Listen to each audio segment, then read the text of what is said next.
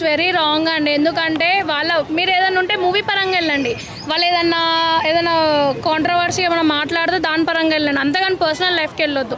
ఎవరైనా ఫీమేలే, ఎవరికైనా ఎథిక్స్ ఉంటాయి, మేల్ అయినా సరే ఎథిక్స్ ఉంటాయి. But why you want to go personal life అనేది నా ఒపీనియన్. సో అది వెరీ రాంగ్ అండి. నీ పర్సనల్ లైఫ్లో నీకు వచ్చి అనుదీప్ గారు ఏదైనా అంటే మీరు ఊరుకుంటారా, మీరు యాక్సెప్ట్ చేస్తారా? చెయ్యరు కదా.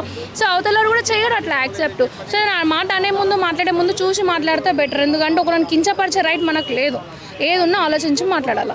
ఇటువంటి పర్సనల్ ఎలిగేషన్స్ చేస్తూ స్టాండప్ కామెడీ చేయడం కరెక్ట్ అంటారా?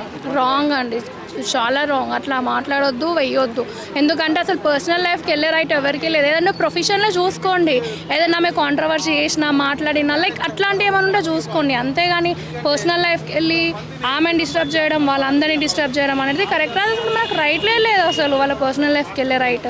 సో గైస్, నేను చెప్పేది ఒకటే మీ అందరికీ, మాట అనే ముందు ఇప్పుడు మాట వదిలినంత ఈజీ కాదు, అది రీప్లేస్మెంట్ చేసుకోవడం, వెనుకకు తీసుకోవడం కూడా. సో చాలా కొన్ని వర్డ్స్కి చాలా గట్టిగా హర్ట్ అవుతాం. సో పర్సనల్ లైఫ్ తీసి వాళ్ళని మళ్ళీ డిస్టర్బ్ చేయొద్దు. ఎందుకంటే వాళ్ళు ఒక ఫ్లోలో ఉన్నారు, వాళ్ళు అన్నీ మర్చిపోయి ఒక స్టెప్ వేసిరు. సో అది వాళ్ళని వేయనివ్వండి, వీలైతే ఎంకరేజ్ చేయండి, కానీ డిస్కరేజ్ అయితే చేయొద్దు.